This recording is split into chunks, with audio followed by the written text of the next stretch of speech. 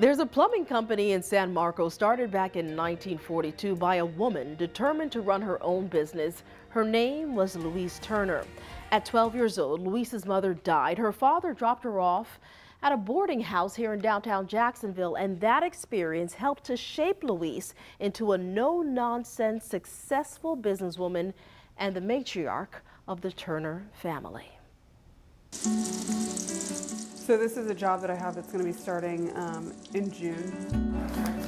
Double bowl vanity running the whole length of this wall. You know the saying, it's a man's world? Like I said, we have the plumbing here.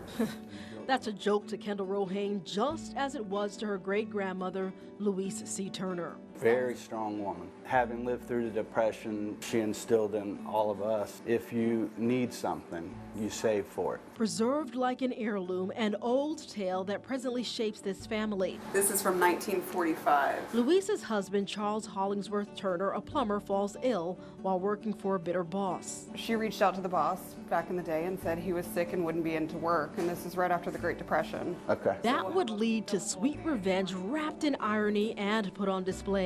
And the boss said, well, if he doesn't show up, there's plenty of people that want to work, and he won't have a job. Louise creates a job, a company, a future for generations to come with one truck purchase at a downtown Jacksonville auction. Her husband got home from working that day, and she said, you have your own company now. Louise's great-grandson Worth decades later would build on the Turner legacy, creating the Hollingsworth showroom. He actually purchased the old Peterbrook factory over on San Marco Boulevard, and when he started remodeling it, he noticed that up at the very top there was some writing in it.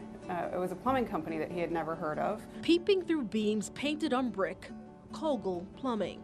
That is the original company that your great-grandfather learned plumbing from, and that was actually the boss that told my great-grandfather, you better get to work or you're not going to have a job. So my brother really felt satisfaction in the fact that he now owns the building. Looks good. Lessons learned and handed down to this now fourth-generation plumber. So I'm the first female in our family to get my state license. When I came into the business back in the late 70s, early 80s, you know, she always told my dad and I, I'll never retire. You know, you'll never get rid of me. The reward of letting go is visible today, but initially proved to be difficult for this matriarch. She's 88 years old. She walked into the back and told my dad and I, she said, I'm going home. And we said, well, what do you mean, what's wrong? And she says, I'm retiring. And she walked out and never walked back in. And while Louise's story started with loss, it ends I think she would be very proud of all of us. with great gain.